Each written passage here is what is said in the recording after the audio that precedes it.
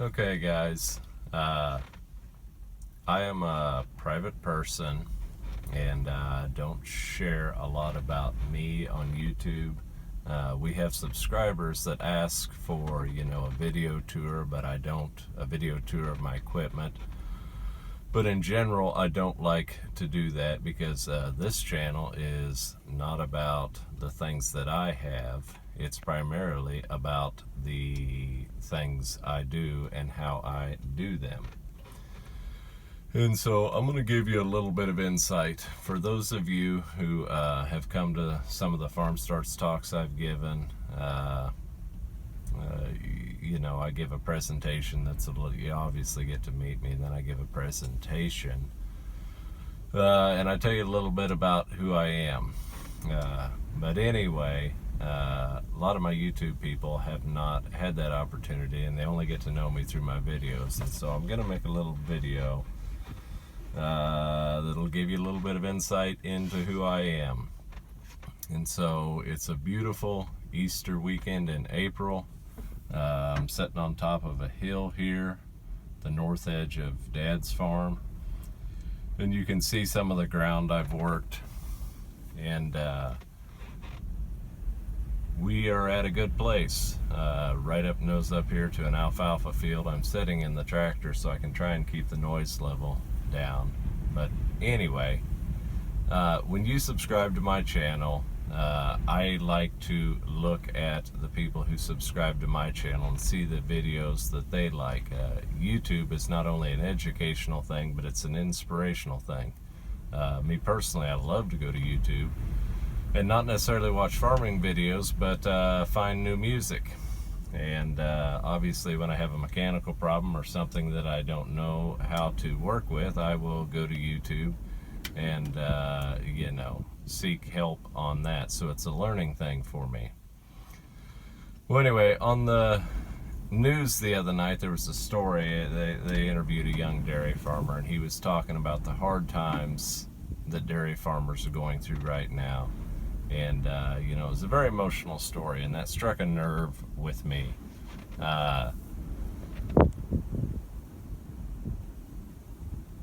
Trying to turn the camera around here, but I'm not smart enough to do that. The reason I'm an organic farmer, the long and the short of it is, I went through the 1980s farm crisis. I'm creeping up on 50 years old. And there were 7 kids in my family, and we had a very, very hard time in the 80s. It was bad. It was bad. And anyway, my younger brother and I, we kept farming. The older siblings left to get off farm jobs because there was just no economic opportunity on the farm for them.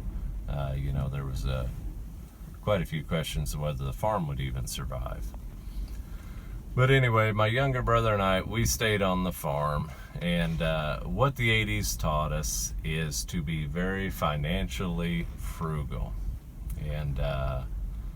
And that was also an outgrowth of the 80s, was that we started farming organically. And the basic tenet that we adopted is that we do not borrow money to plant a crop, period. And so organic was a way that we could work with what we have and continue to farm. And those first years were very challenging, obviously, because we were not very good farmers. And Dad had been a chemical farmer his whole life, and so he was not real helpful. My grandpas were both deceased at that point in time. And so it was basically my brother Jesse and I, in financially stressful times, trying to figure out how to keep the cows fed and produce something on the farm. And so here we flash forward, 35 years later, and we obviously saved the farm and kept it together. And like I started this video, it's a beautiful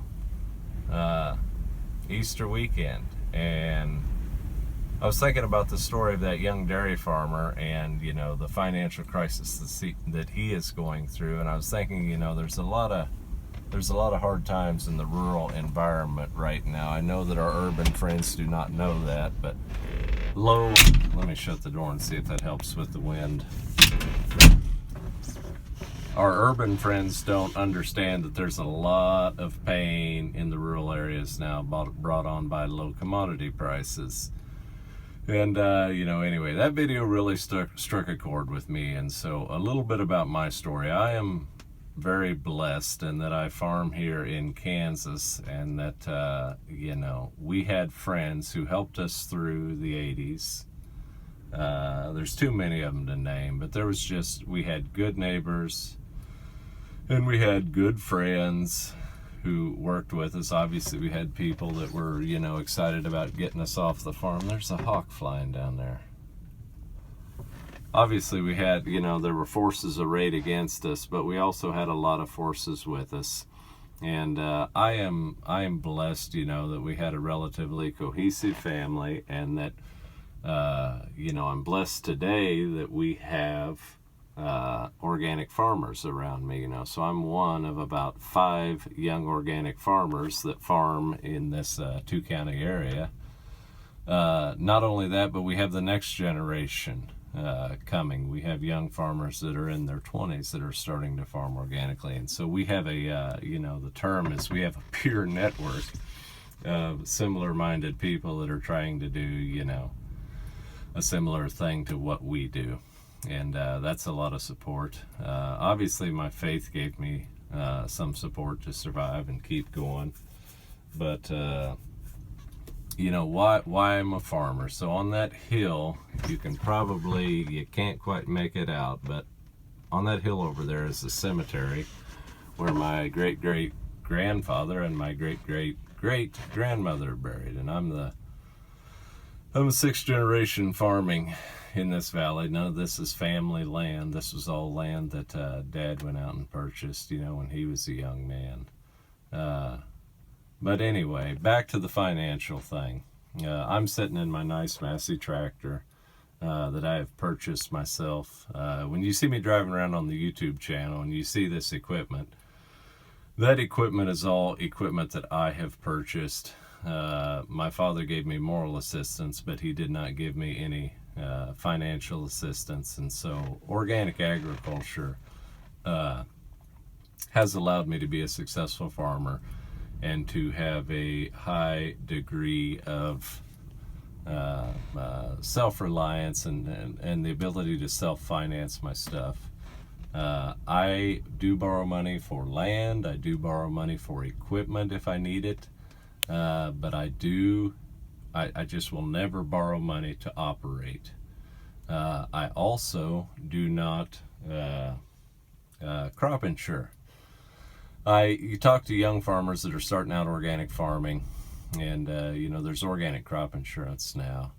And these are young guys that want to just row crop farm organically, and they don't want to use the livestock. And I don't have a lot of advice for them. The only thing that I know real well is my system, and I try not to preach, and I try not to talk politics, and I try not to get into people's faces. I mean, you do whatever you want to do, whatever works for you. I'm just saying that there are other ways and there are other options. There are other ways to think about problems and to approach problems. Anyway, I use livestock. And I love my cows, and I tell the joke to my kids that if they don't want a row crop farm, I will plant all of my ground back to grass and just rotational graze cattle. To me, that would be the easiest, most enjoyable thing to do. But anyway, the